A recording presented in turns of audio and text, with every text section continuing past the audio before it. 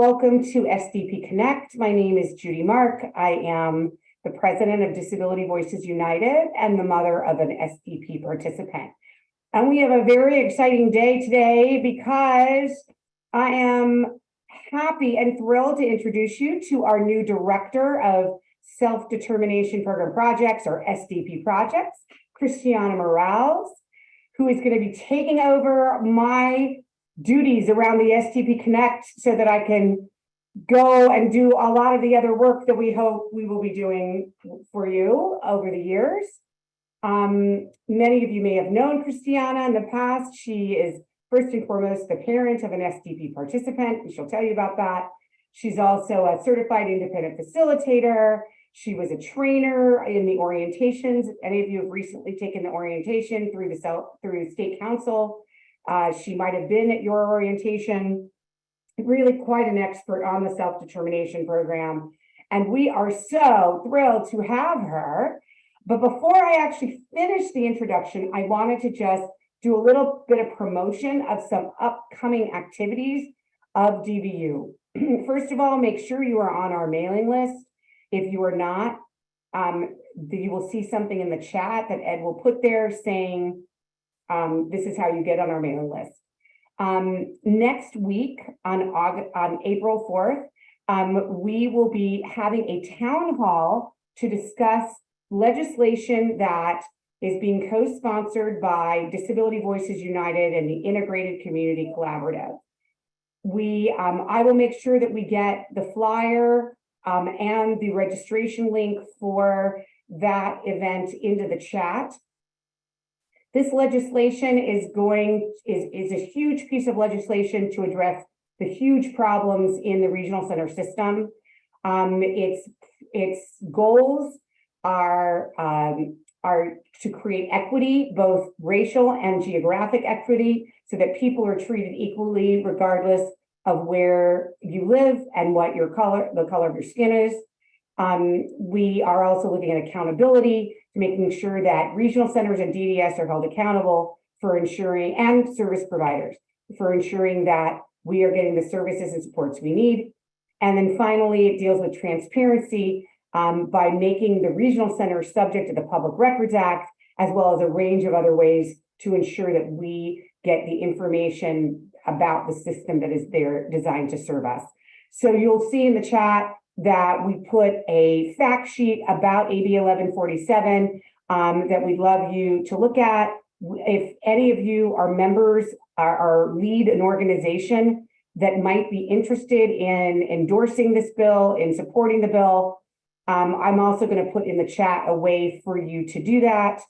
Or maybe Gilda, I don't know if you have access to that form. You can throw that in the chat for me, please. But you'll get all the information. We're going to have our author, Assembly Member Don Addis at the meeting on Tuesday, and we hope that you will join us. All right, so now I am so thrilled to hand over this wonderful SDP Connect to Kristianna, and I'm going to go retire and live on an island in Fiji. No, I guess I can't do that, but that's what I would really like to be doing. So go ahead, take it away, Kristianna. Well, I'm so excited to be here, and Judy is not retiring, and we won't let her. And she's taken all of us to Fiji with her if she thinks she's going. So Judy told you a little bit about me. I am a true believer in the self-determination program because it has been a game changer for my son. And so I'm really excited to be here and to share information with everyone. I see so many familiar faces, and I look forward to meeting all of the people that I haven't met before. So I'm ready to just dig in. So we've got a lot to talk about today. We are going to talk about the new DDS directive that came out. So I'm going to share my screen.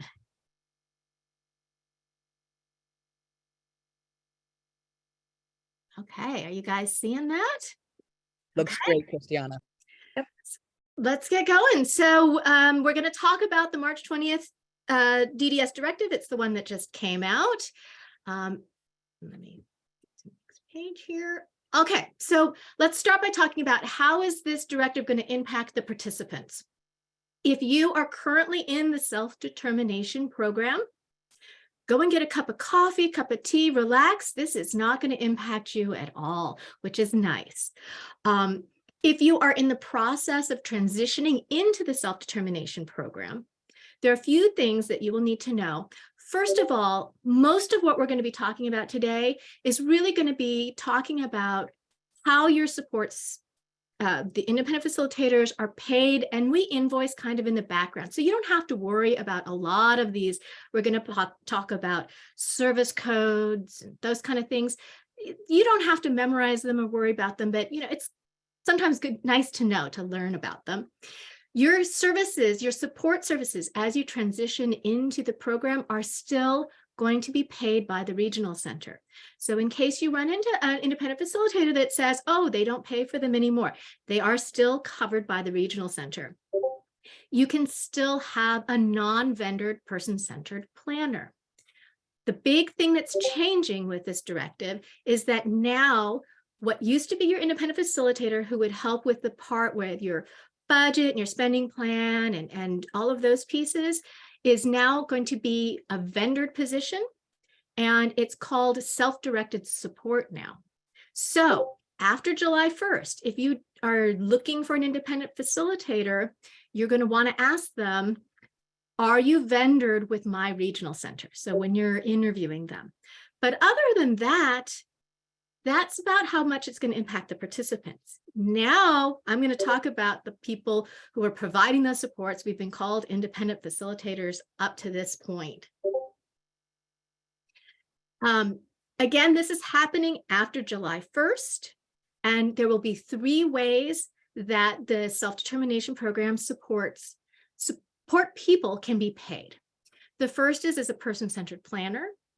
The second as a pre-enrollment transition, self-directed supports.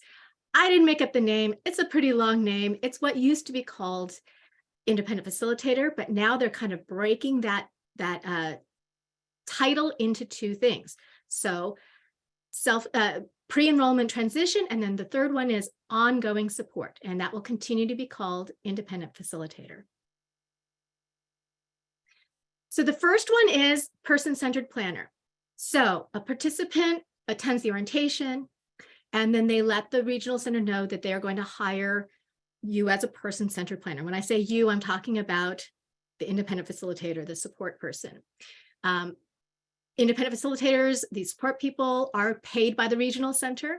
This is still non-vendored service code 024. Now, I'm sure there are people who just went, what? What did she just say? I don't know what that means.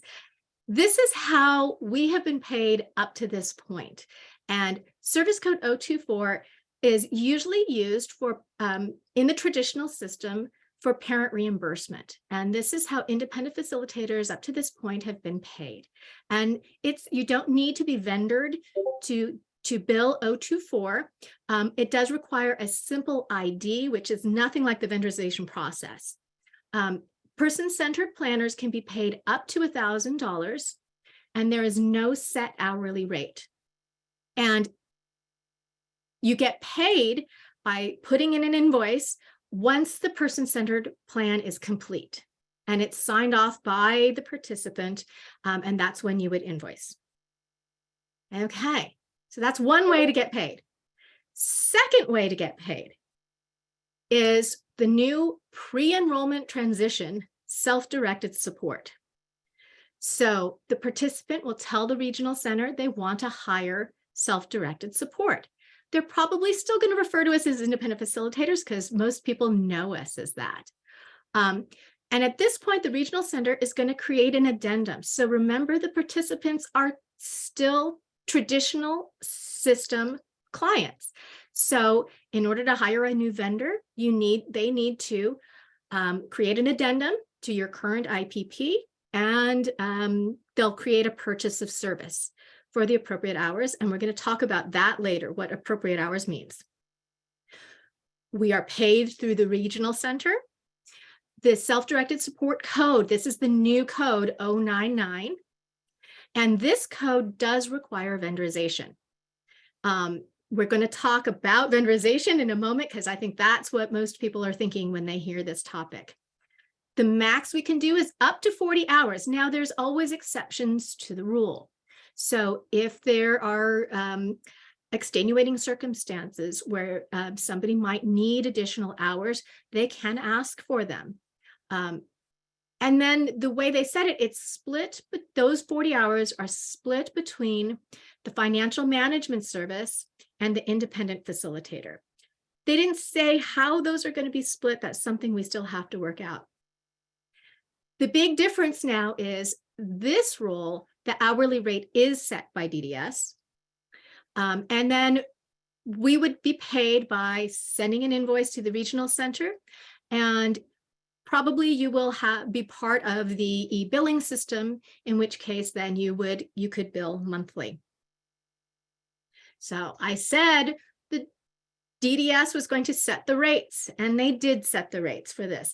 And it's not exactly the same for every single regional center. It's right around $50 per hour. If you can't see this little tiny chart, or you don't remember, you can go to this link, and you go to the top. There'll be a blue thing that says department set rates. You can select your regional center, and then there's a section called other rates. Under other rates, that's where you will be able to find what the 099 rate is for your regional center. So now the third way to get paid is called ongoing supports, and that's independent facilitators, what we've always been, right? These are paid through the financial management service. The independent facilitator onboards with the participant's financial management service. This is a different code because this is a self-determination program code. So the spending plan code is 340. And the rate and the hour are negotiated by the participant. So now you're in the self-determination world. So that means you get to decide the rate and you get to decide the hours. And the way you're paid when you're an independent facilitator for ongoing services is you would send an invoice to your client, and the client would send it to their FMS. I made a little chart to put it all together because I wouldn't have remembered any of that stuff, and I'm a visual person and I like charts. So I just like to create charts for no apparent reason. There will be a link so you can download the chart if you would like to. So just a super quick recap: person-centered planners paid by the regional center, don't need to be vendored. There's the service code, there's the rate and the invoice. I don't need to go through everything I just spoke about. You know where to find it here. There are a couple notes I want to just highlight just in case.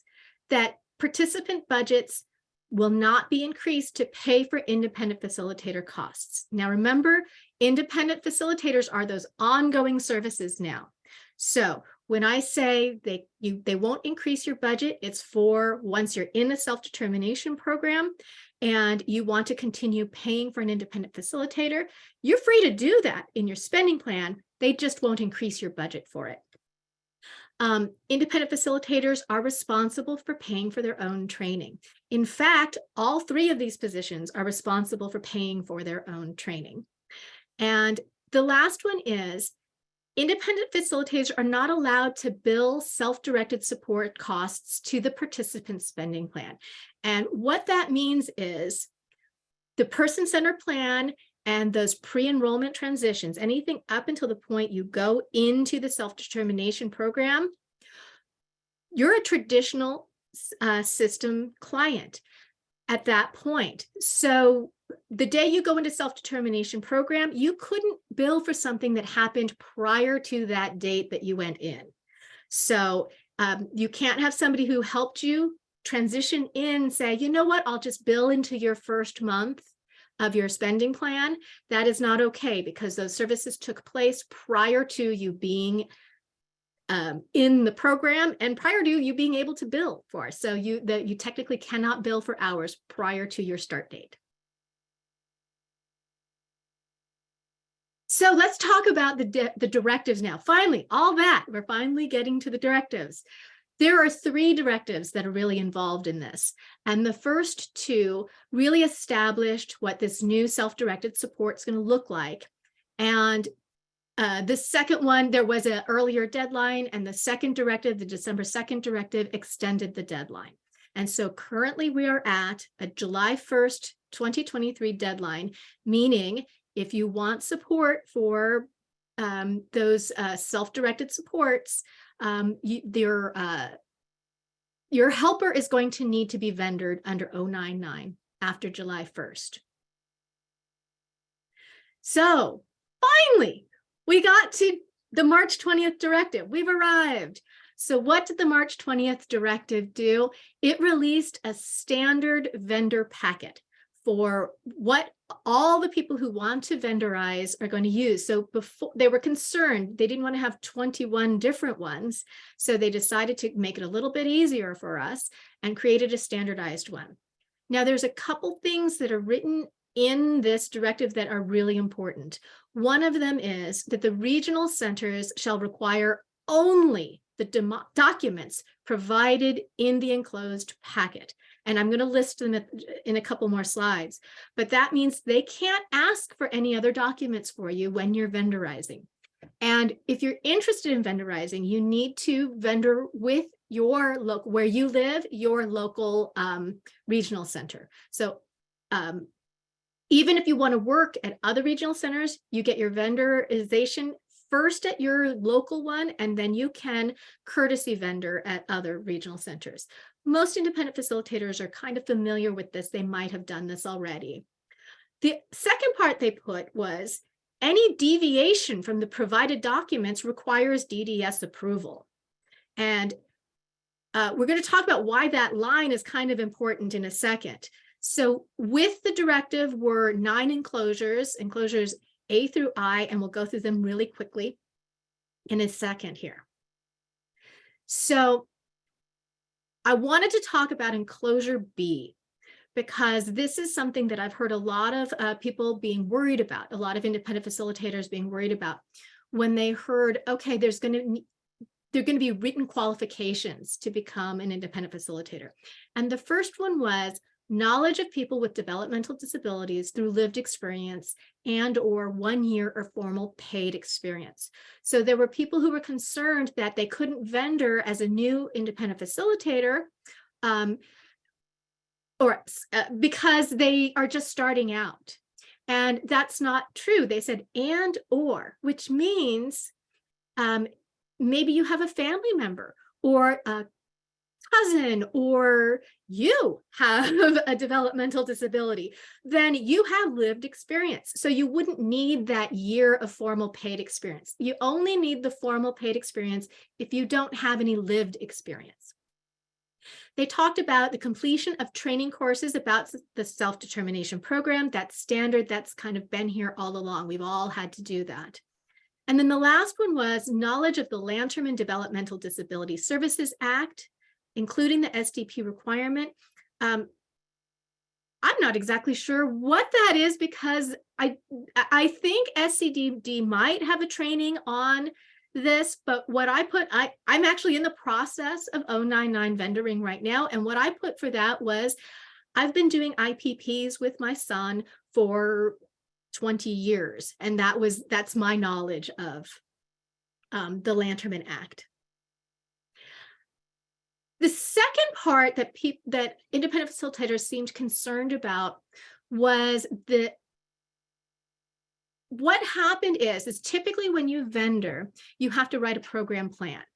And what this simplified vendor packet did was DDS wrote the program plan for us. So we don't have to do it individually to shorten the process. But there was a concern for some of the supports that what if we don't offer every single one of those things in the program plan? So all independent facilitators don't offer every type of service that they listed. So it's important that at the bottom, you'll see the service agreement says, I agree that I will assist in the areas listed below as appropriate for each participant and or family I assist. So this is where I think it's important that these new self-directed support people create an agreement with your client to really go through that list of things that are that could potentially be offered and say, I offer these and I don't offer those. And it's very easy to say, well, if I don't typically hire or fire staff, then it probably wouldn't be appropriate for me to perform that job for you. So that's how we can go through and make sure that you're not expected to provide services that you don't normally provide. This eye chart is all of those enclosures, and I can go through them super quickly with you. There's a checklist, which is nice to have. The enclosure B is the one we just looked at, and enclosure C is kind of the same idea, except for the financial management services. They would fill out C. D and E, the DS 1890 and 91 are very universal. Anytime you fill out anything for regional center, you've probably filled these two out. The conflict of interest is very common. The HIPAA is also common. And please don't ask me to tell you what HIPAA stands for, because I can never remember the acronym. But what it is it's about privacy of your records. And so that's what the HIPAA form is. The H, the home and community-based service, is that final rule. Hopefully you came to the last DVU Connect where we talked about the final rule and how important this is. So that's enclosure H, and enclosure I is a standard W-9. When I filled out the paperwork, it took me maybe half hour. So this is not a really onerous task. It's simple to do. Now, I have questions pending after this that are out there that I honestly do not have the answer to. And I'm hoping that once we get through all this and we do the Q&A, that we're going to hear more questions from all of you as well. My first one was, they didn't talk about insurance. And this is something that's on all of our minds. A couple regional centers, and it's two that I can think of off the top of my head. I'm not sure, I could be wrong, there could be more, that require additional insurance, abuse and molestation coverage. Not all of the regional centers require that. So kind of the question is, remember, they said they can't use any forms other than what they had, those 9 enclosures, and they never mentioned insurance. So we really don't know from DDS what the intent is with the insurance. So we're waiting to hear on that. Same thing with that courtesy vendorization. So if I go to vendor with another regional center and they have a higher requirement for their insurance, are we going to have the higher? We don't know. I already talked about, we don't know what the Knowledge of the Lanterman Act is. Is there going to be a training course, or is it just lived experience? You've been working with it, you understand it. This was another interesting question that we've run into quite often. And it's, so how long? So right now, independent facilitators are doing that 024 billing. So do we have right up until June 30th where we can continue? If I start somebody new on June 30th, could I still bill 024? Or at what point, if somebody's mid-transition, what's going to happen if somebody's not vendored? Like I'm halfway through transitioning them and I'm not vendored, will we still be able to finish that up? Will independent facilitators be paid ongoing or only after the participant has completed transition? I've heard different regional centers say different plans. So when you're under 099, you are a vendored service, and most vendored services at a regional center have e-billing, and that means you get to be paid whatever that regional center. Some pay, biweekly, some pay monthly. So in other words, like with the person-centered plan, we said you have to turn in the plan before you can even, get a purchase of service. Well, with 099, your purchase of service is up front. So can we start billing monthly? Which I think that's one of the benefits that I actually liked about this one. I was like, oh, I hope that this is going to help independent facilitators. And the last one was, we kind of already talked about, how is 099, the 40 hours, how are they going to be split between the IF, the independent facilitator, and the financial management service? They didn't really explain how that's going to happen.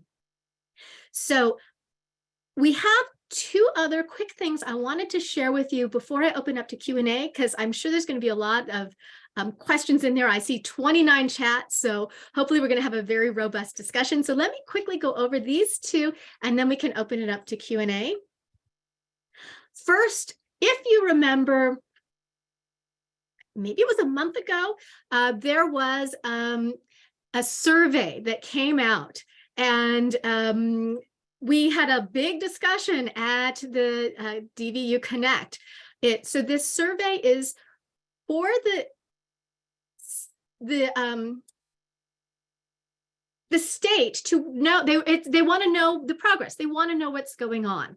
And I filled out the survey for my own family, and it was very confusing. I didn't know whether I was filling it out for my son, for me, and it seemed very leaning towards, there wasn't a place to say, hey, I like this program. So, and I didn't know who was doing the survey. And so I thought so with all that said, this is the reboot for it. And so there are going to be these focus groups. And so this is really for the lawmakers to know, how is self-determination program going, right? And so while I know a lot of us like to get together and complain, I'm one of them, I'm with you, I also would not give up self-determination, no way, no how. And so I think that's important for them to be able to hear from the parents our feelings for it. So I'm actually kind of glad they're doing a focus group, so it's more than just a direct question. Judy, did you have anything you want to add? Yeah, I think that it's important for everyone to register who comes to SDP Connect. I think they're only going to select a subset of people who apply for this, for it to be part of the focus groups, but you are the right kind of people to be part of these focus groups. The survey is in the self-determination law. The state council was required to do this survey based on the self-determination law we got passed back in 2013. And as you heard from Kristianna, that was, a bit of a disaster in the way that the questions didn't even relate to the self-determination program and made absolutely no sense.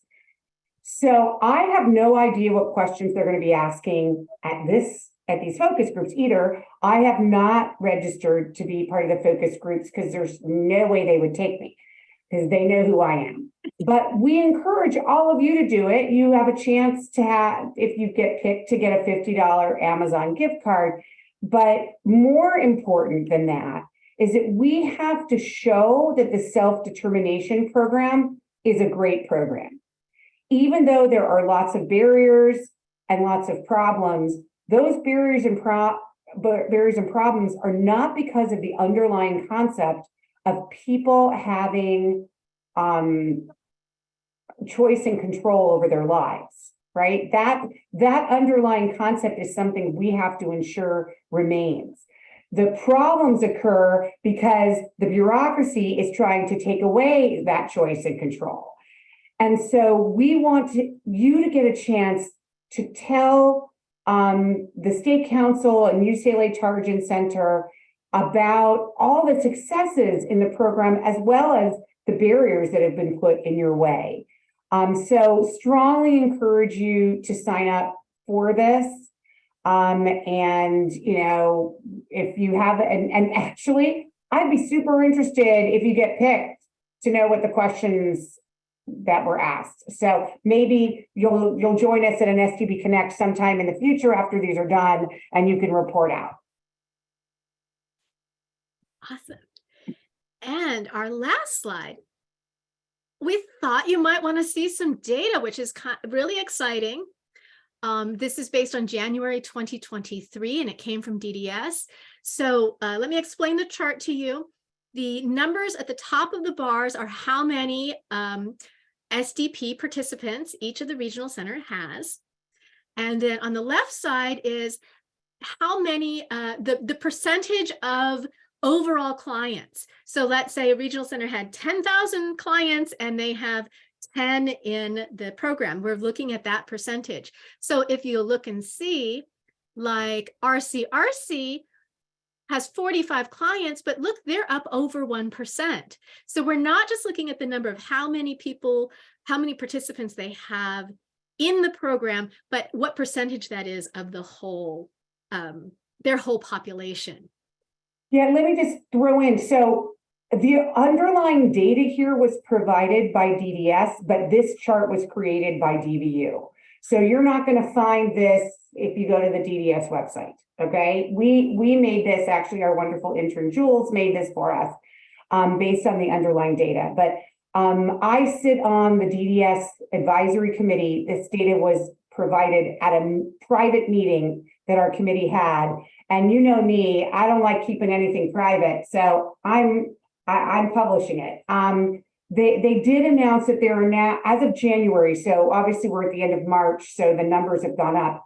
But as of the end of January, there were 2,374 participants statewide. We're not even at the 2,500 we were supposed to have gotten to in 2021. So we're still pathetically low. I can tell you that when we first started talking about the self-determination program implementation in 2014, we really thought at this point we'd be at 25,000 people.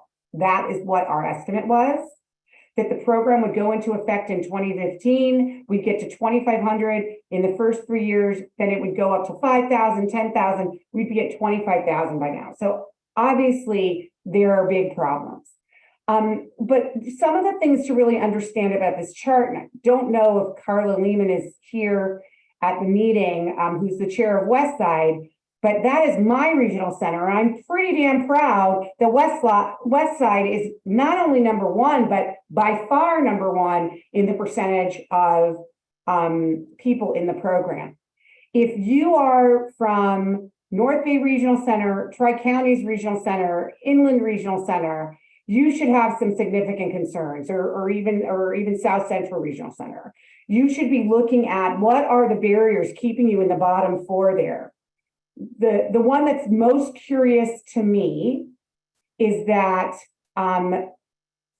Tri-Counties Regional Center, which you see as a pathetic 38, I can't really read it from here, but a small amount of people, Tri-Counties Regional Center, that's like Santa Barbara area, Oxnard, Ventura County.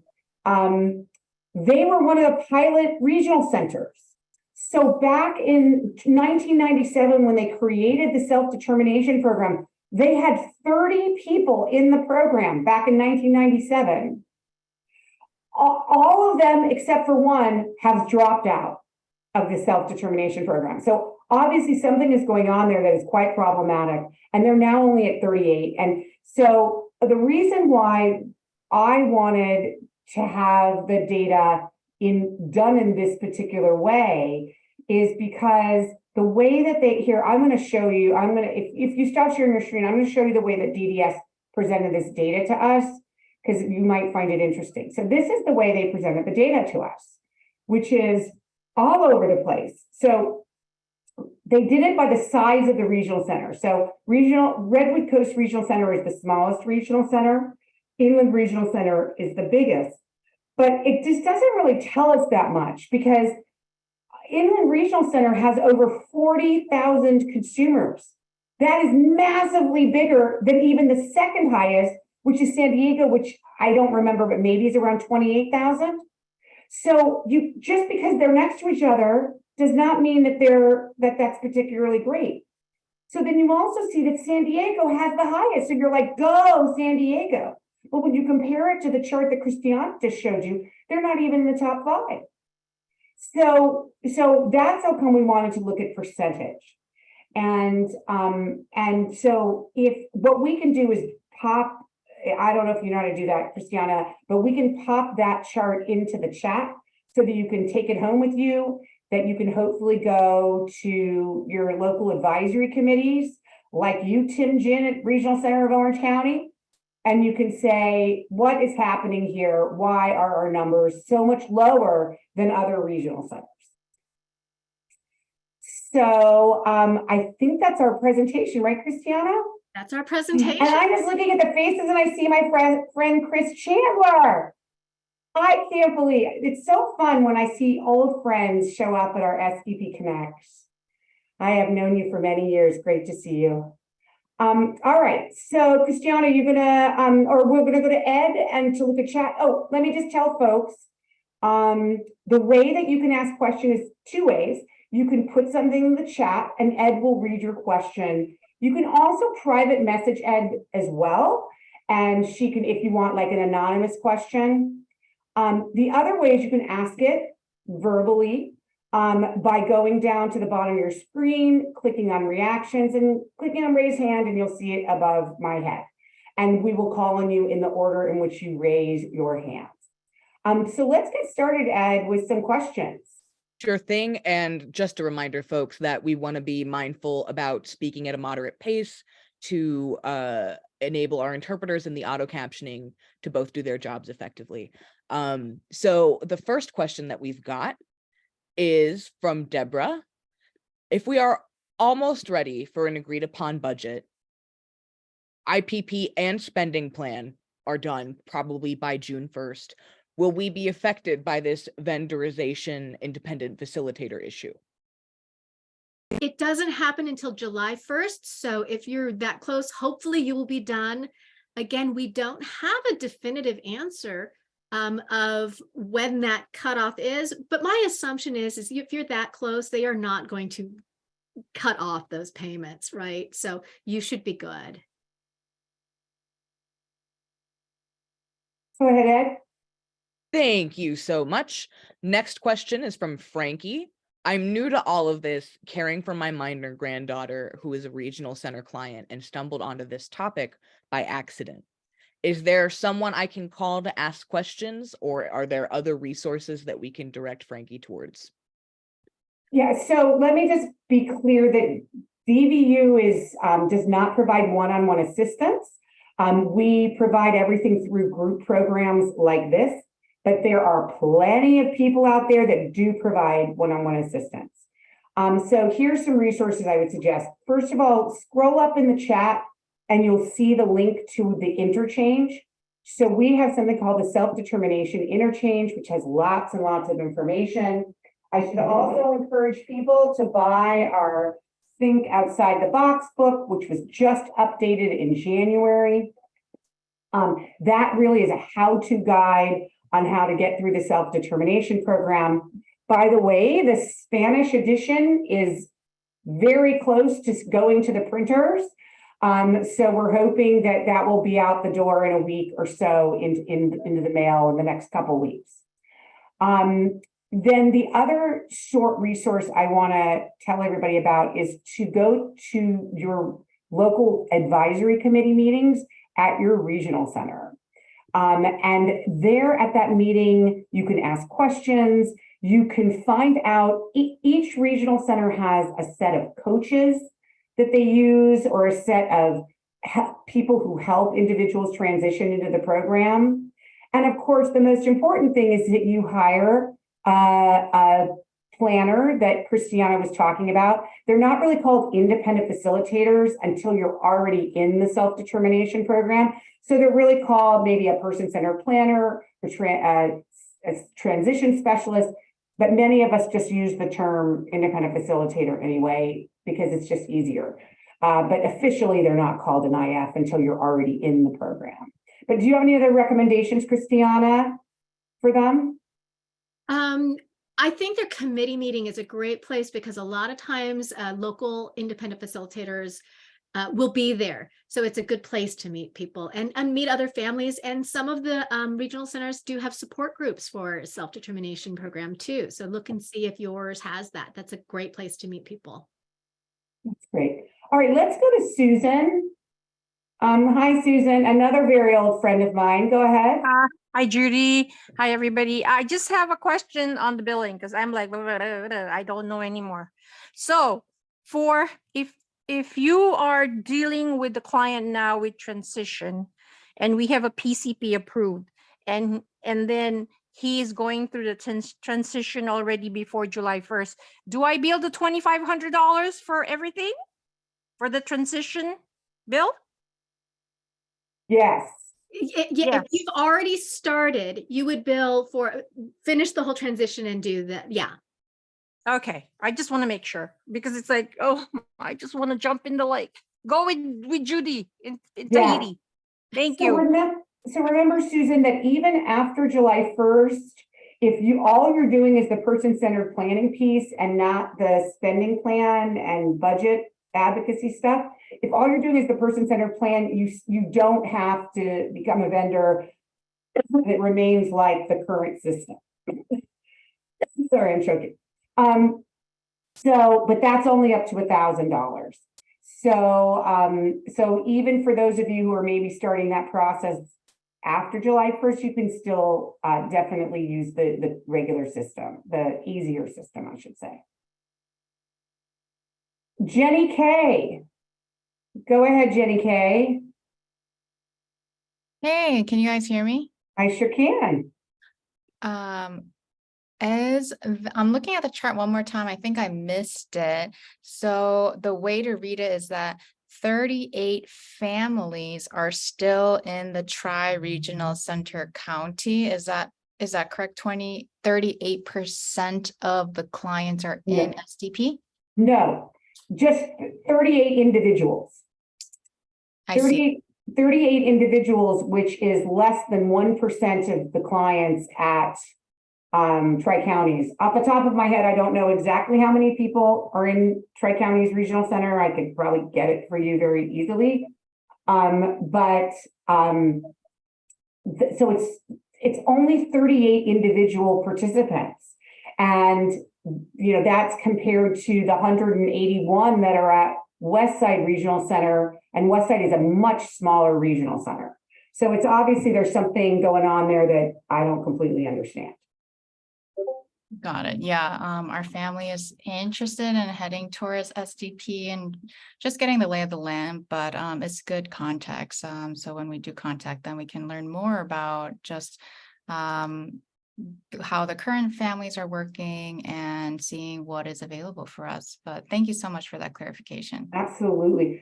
And just to tell you how many are in Tri-Counties, there's 14,809 people served at Tri-Counties Regional Center, and the percentage is 0.26%. So less, almost 1/4%. That is how pathetically sad that is. Okay, go ahead, Ed. Let's ask another couple questions. Sure thing. So next question I've got is from an anonymous question asker. Do independent facilitators help with locating an FMS? I've been waiting for an FMS to select us so we can officially be in the self-determination program. I've been on a waiting list and I've been told there are no spots left for this year. Yes. Independent facilitators can help you pick them, but they cannot help you get into one any more quickly. Unfortunately, the waiting lists are the waiting lists. But I think it's really important to talk to your independent facilitator about which FMS is going to work really well with what your plan is going to be. So do talk to them about your financial management service. And just, I'm sorry, it is not true that there is not an opening for the rest of the year. That's absolutely not true. They have waiting lists right now. Some of their waiting lists are just until June, so a few months. And some of them are not taking any new clients for the rest of this year. I can tell you that DDS, the state, is very well aware of the problems with the FMSs. And they are attempting to give them more money so they can hire more people, so they can do better work and do more work for us. So, I'm hoping that things will ease up and get better over the course of this year. But so far, we haven't seen any improvement at all. So it's very frustrating. My friend, Howard McBroom, go ahead and ask your question. Judy, how are you? I'm very good. Thank you for asking, Howard. Okay, I had two questions. My first question is, my independent facilitator, Tammy Bradley, up in Sacramento.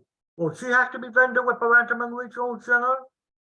Oh, good question. So remember, we talked about if you're already in self-determination program, this directive isn't going to affect you. So she does not need to be vendored because you're in self-determination. And so you are good to go.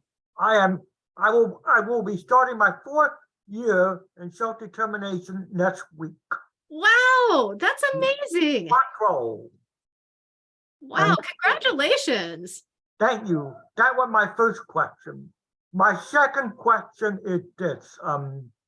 Judy, I don't want to alarm you, but I have what appeared to have been a mild stroke a couple of weeks ago on Sunday before last. I became very disoriented and confused, and my speech was slurred and everything.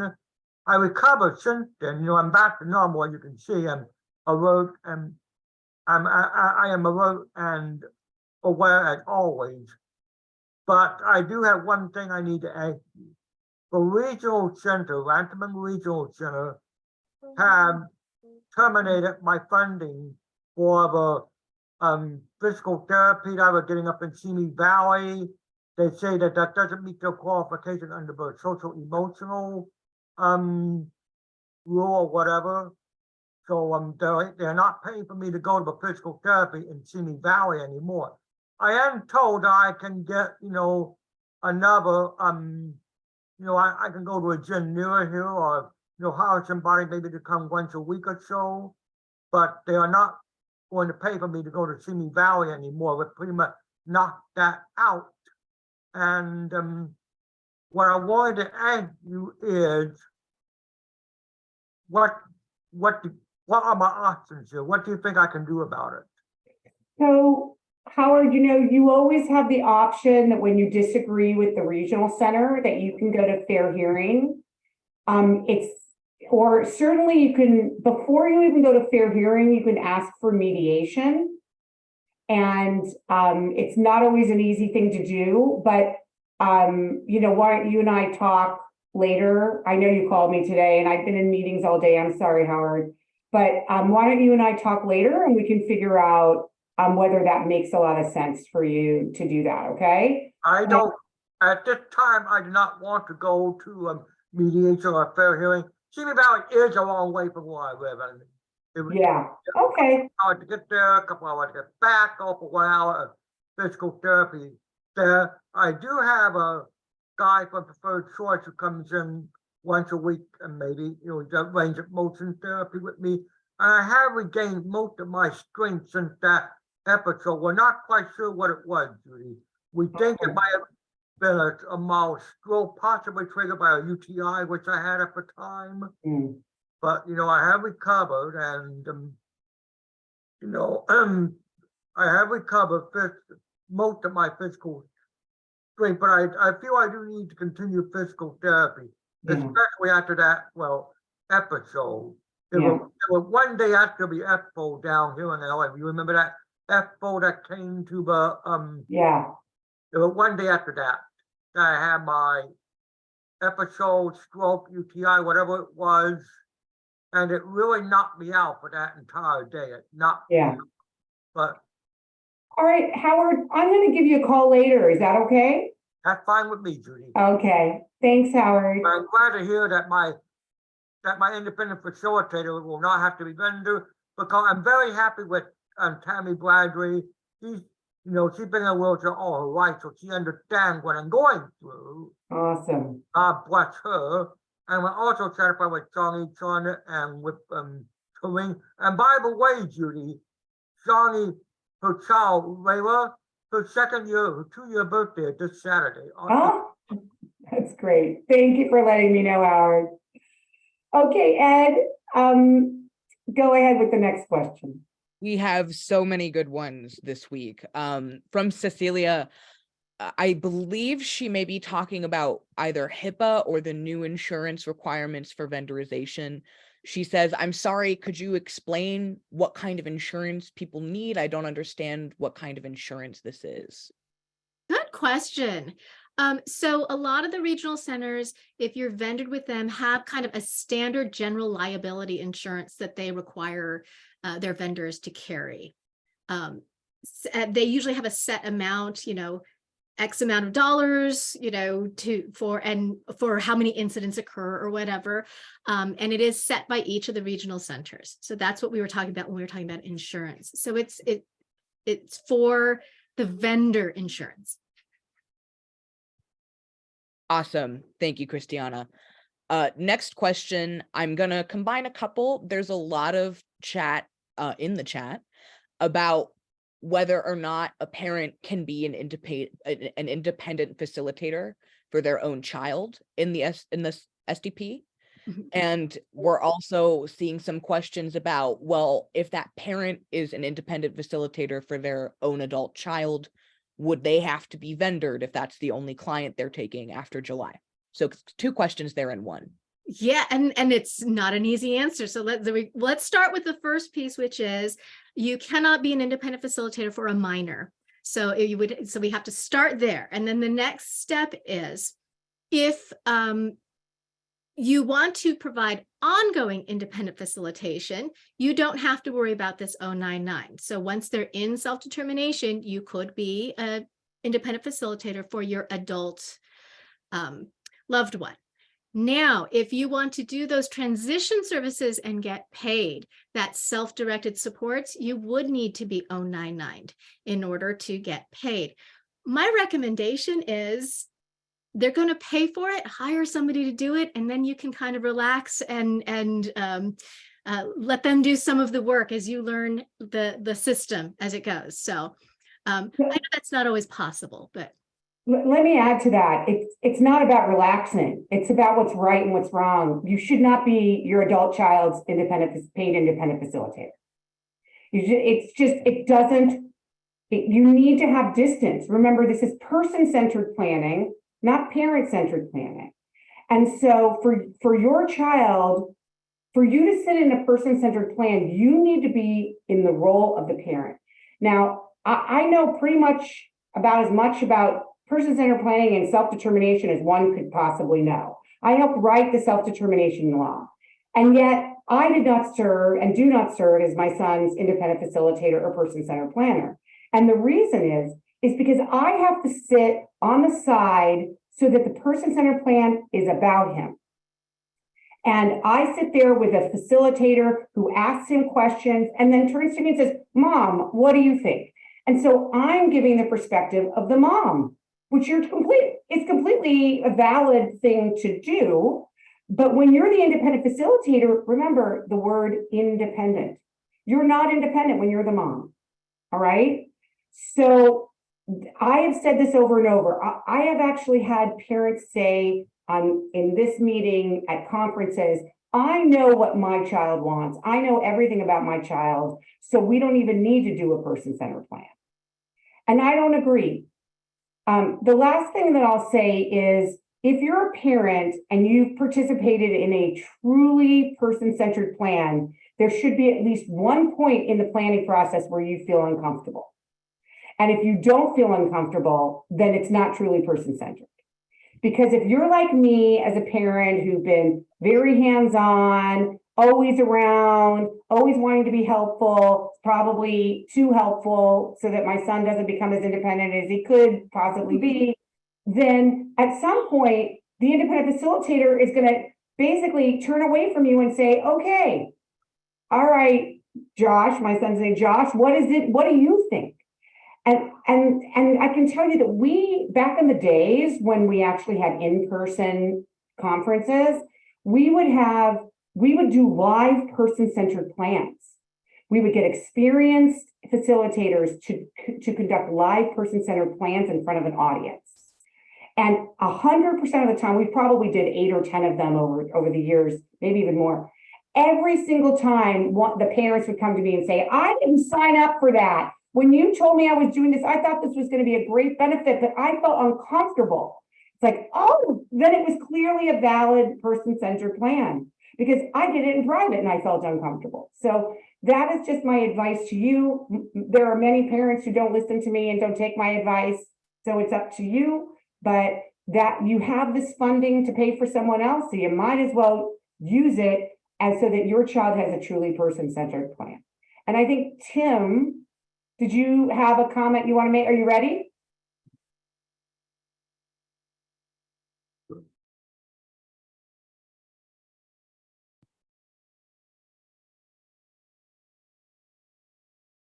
This is Tim Jin, everybody, our co-director of Impact Programs. I have a question for Kristianna, since she is an IF and has transitioned lots of people over. For those of us who uses other forms of communicating with people, are there additional funds from DDS to help them transition over to SDP?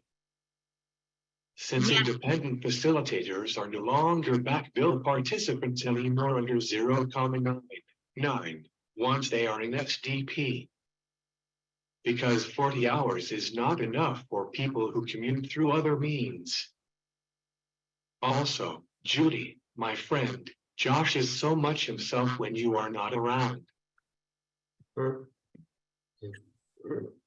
That's my goal, for me not to be around. That is absolute goal, Tim. Kristianna, go ahead and answer that question. Yes, so they did say it's up to 40 hours, but you could ask for exceptions, and that is a very common exception is if you're going to need additional time, so they can ask for more. And I will also say, I love doing the person-centered plan because I learned things about my son I didn't know, and he was willing. And my son wanted to please me, and he would tell me what he thought I wanted to hear, and this other person was able to be honest with him and tell him what he really wanted, not what he thought mom wanted, and that was really, really important and very enlightening, and I enjoyed it. I thought it was a great thing to happen. So go ahead, Ed. Sure. I have two questions about the vendorization packet. The first question is it available in Spanish? And the second question is, from our own Corinne, silly questions I've heard and been asked for from IFs, how does one get the packet? Great questions. I can answer. All of the directives of DDS get interpreted into 13 different languages, all the threshold languages. It just takes them a few weeks to do it. And since this directive just came out last week, it's not there yet, but it will definitely be in many, I think it's in Vietnamese and Korean and Japanese and in Farsi. So they translate in Mandarin. So you'll see it up there eventually. If you go to that page that we told you about on the DDS website to find it, you'll see that there are previous directives on that same page. And if you scroll down to them, you'll see that many of them have already been interpreted in Arabic, Hmong, Laotian, Russian, simplified Chinese, traditional Chinese, Tagalog. So they will definitely make it happen. But it usually takes a few weeks. Got it. Oh, got it. Thank you so much. I have sort of a series of combined questions from Frankie, who is new to the idea of the self-determination program. Can a client be denied the self-determination program? My granddaughter's turning 18 soon. When should I begin helping her towards the self-determination program? And when I start doing that, is a person-centered plan different from an IPP? Or if I do the IPP, am I covered? Am I good? Those are some great questions. So there is no age limit other than you need to be a regional center client to be in the self-determination program. So any age, as long as you're a client, so 3 and up, you would qualify. So the age is not an issue. One of the things I hear questions about all the time is, do they need to be conserved? And absolutely not. You do not need to be conserved to be in the self-determination program. In fact, it's kind of the antithesis of self-determination. And also I think that, what was the next question? It was, the IPP and the PCP. So if you're not familiar, the IPP is the individualized program plan, and that's what the traditional system uses to determine services. And the PCP is the person-centered plan. That's what we were just talking about, developing for this program. They are not the same thing. They're two different things. So much. Thank you so much. Appreciated. I have an anonymous question. Is it required by DDS to have a self-directed support or an independent facilitator for an SDP participant? What if a participant gets the help that they need, but the help isn't an independent facilitator or a self-directed support? Is that okay? Yeah, but we're getting great questions today. Yes, you are not required to use an independent facilitator, or you can use your service coordinator. They say this in the orientation. I don't think the service coordinators have enough time to do it, and they certainly don't have the time to do a real person-centered plan. But if you have outside assistants to get you in and they are willing to do it, the only time you would need to use the 099 is if they want to be paid through the regional center. So you could, if somebody's willing to, what they call natural support, somebody who wants to help you, you could absolutely have them help you. Thank you so much, Kristianna. Another really great question, and we have a lot of questions about social and rec in the chat today. Can a respite service company register as a vendor and then offer a personal assistant in my son's summer camp? And this question is from Sandy. I'm thinking this is, so run that past me again. Can they? Sure. Can a respite service provider register as a vendor and then offer a personal assistant to my son when he's at summer camp? Okay, so first of all, a respite provider is in the home only. And you do not need to be using an agency when you're in the self-determination program. And I've said this a million times, never use the respite service code ever in the self-determination program, ever, ever, ever. It is a bad code. The reason it's a bad code is because your provider has to be CPR trained and something else trained, and they are not allowed to leave the home and not allowed to drive your child or you. And it's like, they're basically a babysitter, and you don't need that.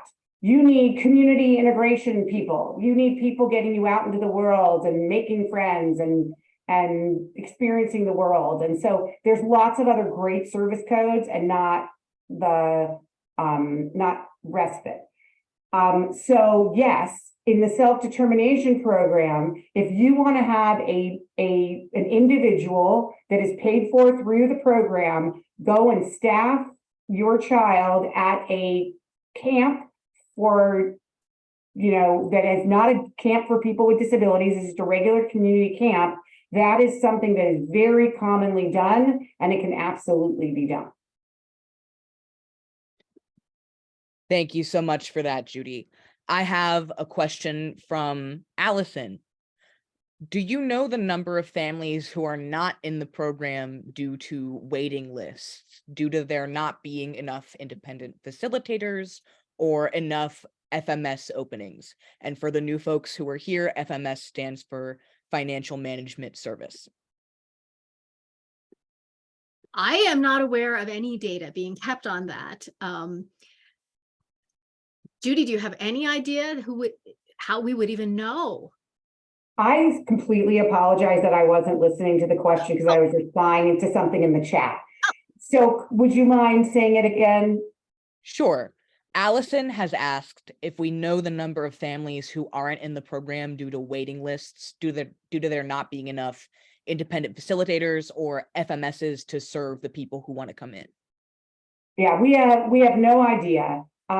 Some regional centers do provide data of how many people have gone through the orientation, and then how many people have had their PCP, how many people have had a budget meeting, how many people have their spending plan turned in. So, you know, there are some regional centers that have people at different variations of the program, but they're not reliable, they're not published that well. You should know that during the 3-year phase-in, that data was kept very religiously and was monthly provided to the community. Now that the program is open statewide, the data is very hard to come by, with the exception of the total number of people. We have actually even been trying to get data by regional center and by race and ethnicity and haven't been able to get that. So this is how, so I want to know at South Central Regional Center, at Inland Regional Center, how many Latinos versus whites are in the program. We haven't even been able to get that information from DDS. So it's extremely frustrating, hence why we have this legislation where we want to subject the regional centers to the Public Records Act, so that we don't have to ask DDS for the data, we can actually ask the regional centers for the data. So it's one of the many things we can do. I see a hand up, Ed, if that's okay. Sure. Sandra, go ahead, Sandra. Hi, I just kind of wanted to go back to the concept of the service coordinators acting as an independent facilitators, especially during the transition process, especially if what we're running into with a client that I'm not the independent facilitator, but I'm like an extra set of eyes in the process. Is that they're transitioning to self-determination, but they're using traditional services. And the one traditional service is employment. And the thing that a lot of us don't know is that those providers that are traditional service providers that are vendored with the regional centers can ask for more than what the published rate is that they get paid by the regional center. So when we went to them and said, hey, you know, client wants to transition to self-determination, they said, hey, this isn't our first rodeo. This is what we want to bill now that he's going into self-determination, and we can't even begin to touch it. So the service coordinator can't negotiate any of it. They can't push it back and say, nope, we're not going to meet this. They can't be all like, how about this instead? The service coordinators are not allowed to do anything for that process. And because of how their budget looks, there's no wiggle room moving into the spending plan to even begin to think about meeting the demands. There was no negotiation, it was a demand of what this service provider is asking. So be mindful of that. And when you're talking to people, if people are saying, yeah, I want to use my service coordinator as an independent facilitator, that there are things that tie their hands. There are things they cannot do in the role of independent facilitator for their clients. Yeah, so it is actually in a DDS directive that service coordinators are not allowed to negotiate or to help you identify services, supports, and negotiate. And so that is correct, Sandra, which is why at the beginning, you should know there were lots of people arguing, you think about using your service coordinator because they're free and you don't have to use your money. But then DDS made these extra funds available for you to hire an independent facilitator. And they did that because the service coordinators didn't want to be independent facilitators. They said, we have enough workload and we know nothing about the self-determination program. So that's not even in the works anymore. Nobody's using their service coordinators as their independent facilitator. I've actually been seeing in the chat some people saying that they went to their service coordinator and they didn't even know what the self-determination program was. Not to obsess on the bill that we are introducing, but that is also taken care of in this legislation, where every service coordinator must talk to their clients about the self-determination program at their annual IPPs. So they better freaking know what it is before they walk into the IPPs. So obviously that, we've heard a lot of people discouraged from going into the self-determination program because their service coordinator doesn't know what it is. And they say, oh, it sounds really hard. I don't even understand it. It's not good for you. And the other thing that I should mention is Beth is saying in the chat that she's doing the National Core Indicator or the NCI surveys for Orange County. And 100% of the people she has surveyed have not heard of the SDP. And I think that's so funny because my son happened to get picked to do an interview for the very first time for one of the NCI surveys for my regional center. And when she spoke to me, I said, well, my son, because she said, oh, is your son in a day program? I'm like, no, he has a life. He doesn't have a program. And she's like, oh, well, what does he do all day? I said, he's in the self-determination program. She goes, oh, what program is that? So my survey person had never heard of the self-determination program, and she's been doing it for 23 years. She's been doing these NCI surveys, and she's never had a single person ever speak about the self-determination program in all of those years. So that just, and she also said, and I said, well, who are the people you're interviewing? And she said, almost all of them live in congregate group homes, and they go to day programs during the day. And so none of these people are living self-determined lives. That is the state of our system today. Our system is broken because too many of the adults who are served by our system are living and going to these horrible congregate programs and having no life of their own choice. So this is why we're all here, everybody. I'll get off my soapbox now. Back to you, Ed.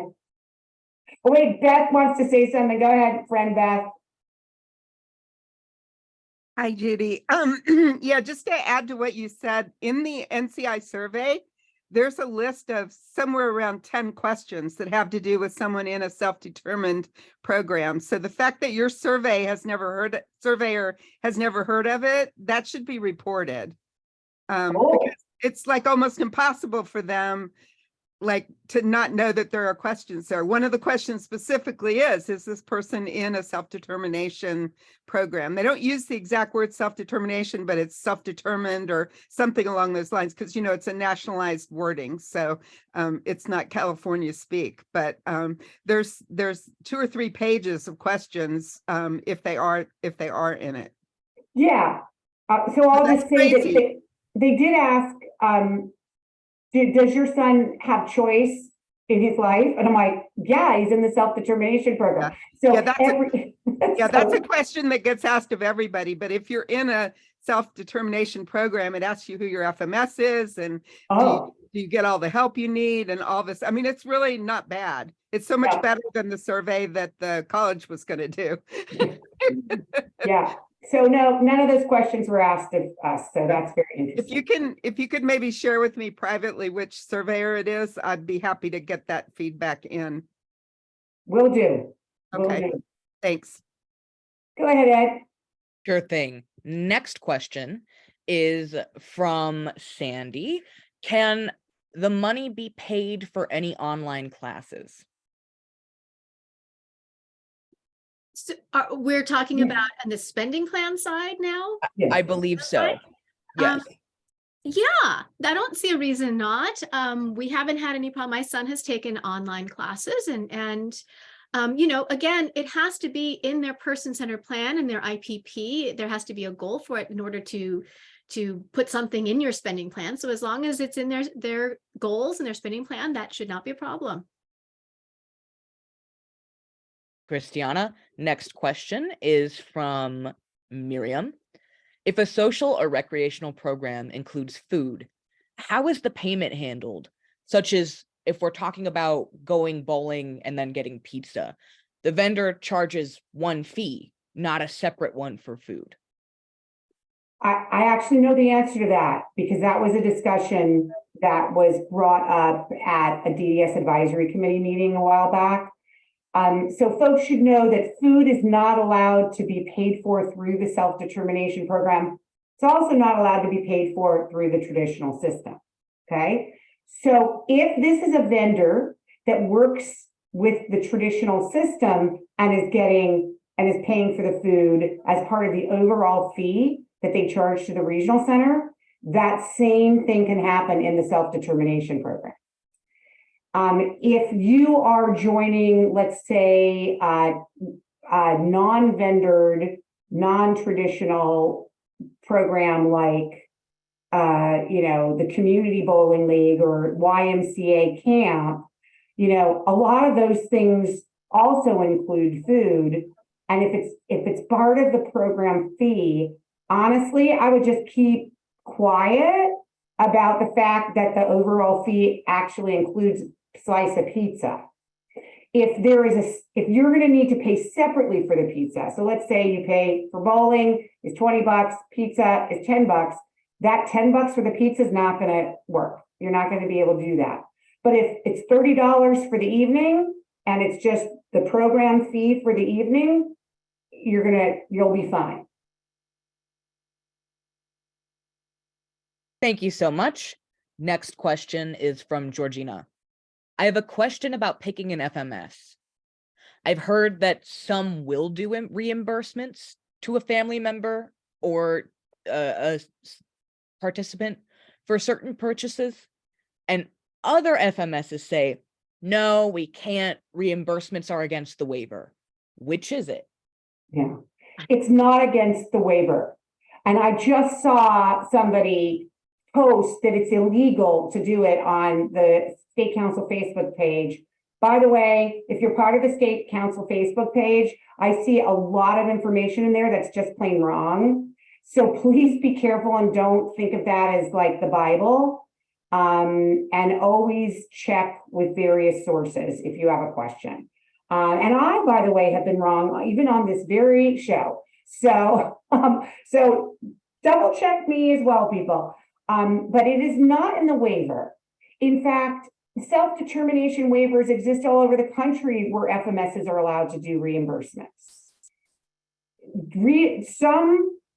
Some FMSs make the decision to do it, others make the decision not to do it. That's certainly their prerogative, and it's a question that you can ask as you're trying to make a decision if you actually had free choice of which vendor to use. You should know that in the traditional system, they do allow for parent reimbursement. So if they allow it in the traditional system, of course they allow it in the self-determination program, but it has to be carefully thought out in the way it works, because it becomes very difficult for FMSs to deal with, which is why many of them just say, I'm not going to do it. But a lot of these same FMSs are also not giving you a credit card to use to purchase classes online or purchase, goods online. So these are some of the many barriers that people are facing to have true choice and control over your life.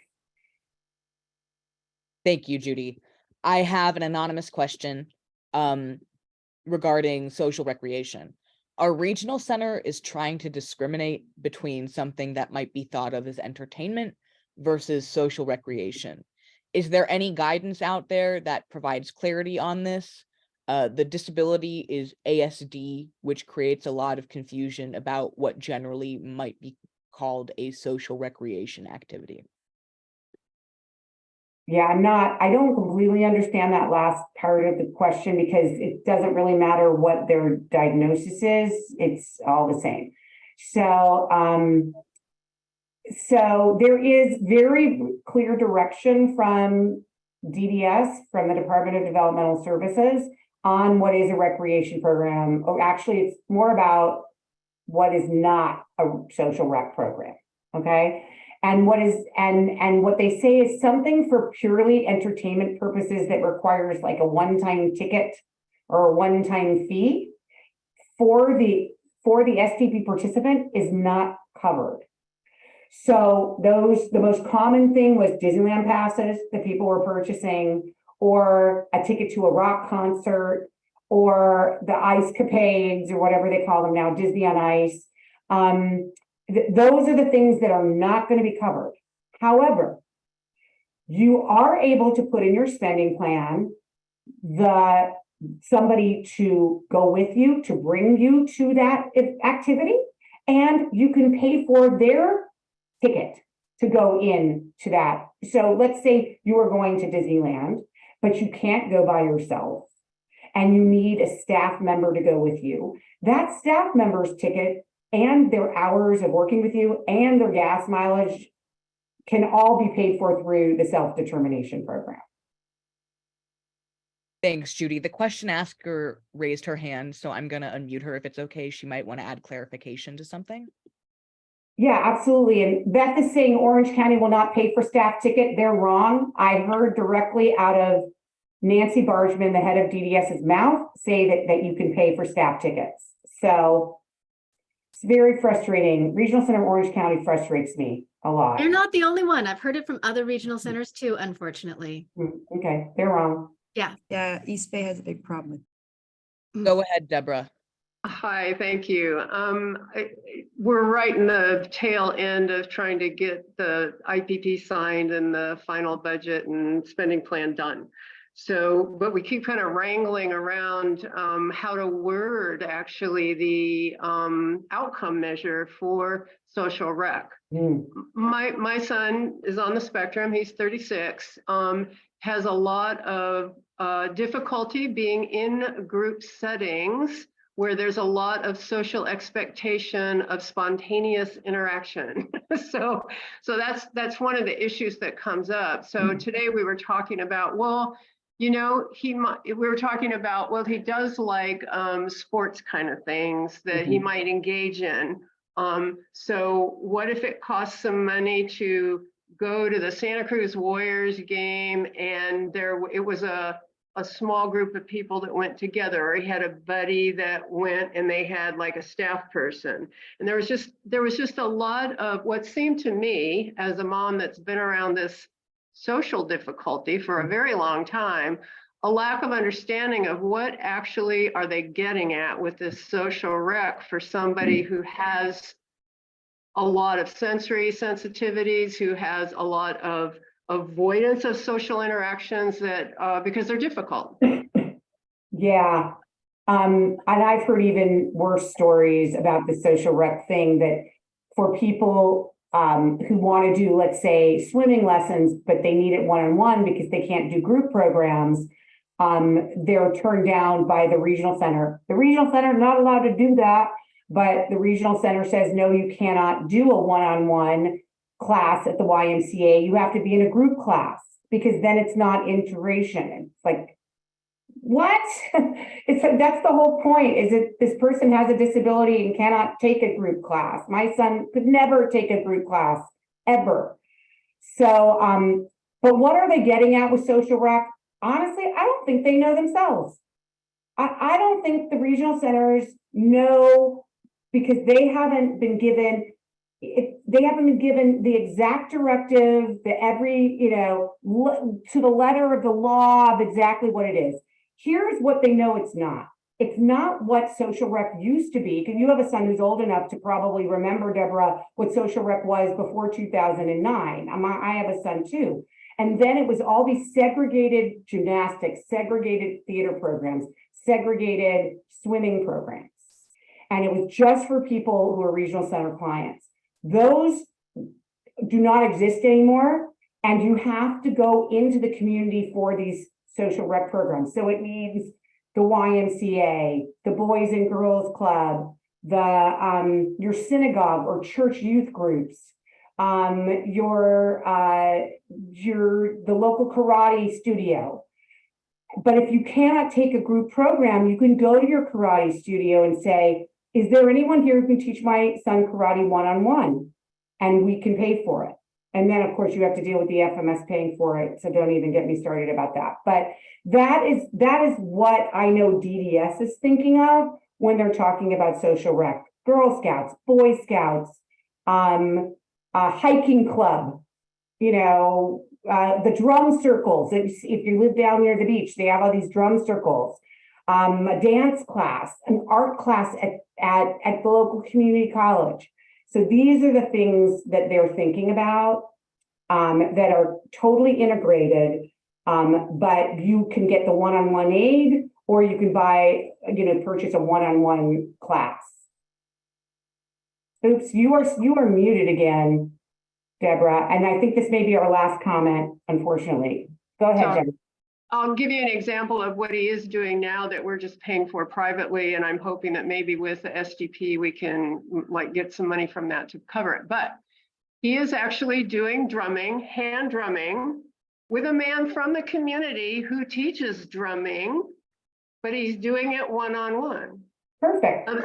Well, they weren't too happy with that because it's not too social. And I'm like, well, hey, so what are you calling not social, No, because it's social and recreational. It's not, you can do either or. You don't have to, doesn't have to be, remember that the waiver is about home and community based. And So so it can be individualized. My son just got back from his individualized one-on-one personal trainers helping him exercise. we're gonna go ahead and do whatever we can. We'll probably push the envelope a little bit, and it might come back to haunt us, but we'll just deal with it. Make a really general goal under that outcome, and mostly exploration and discovery of something. So yeah, thank you. Great. If I can say also on this, I think what you're saying is perfect, because the idea is with this program, we were trying to empower him, right? So by giving him a new experience, like doing the drum circle, things like that, you're meeting that need. So if they're really going to fight you, making sure it does have that verbology is going to help you out. I'll say both in special education and in this program, it's really about that wording, making sure it's the child, right? The person first. So thank you. I just wanted to let you know, I think you're on the right track. So everybody, that is Corinne Gilmore, who is another new staff member who's been with us for 48 hours. Corinne is our project coordinator for our empowerment programs working for Tim Jin. And we are so thrilled to have you join our team, Corinne. We're growing and growing. So really excited to have you both on board. And so I'm gonna close off now and say, great job, Kristianna. You did a wonderful job. I'm leaving for Tahiti. I've changed it from Fiji to Tahiti. And Nina Spiegelman's coming with me. So, Yay! Yay! I was waiting for this. So thank you all. We'll see you in a couple of weeks. And please, but I hope we'll see you all next week on the 4th of April. We need a huge, giant turnout of hundreds and hundreds of people. Yes, So please come. please come. All right, everybody, take care. Bye.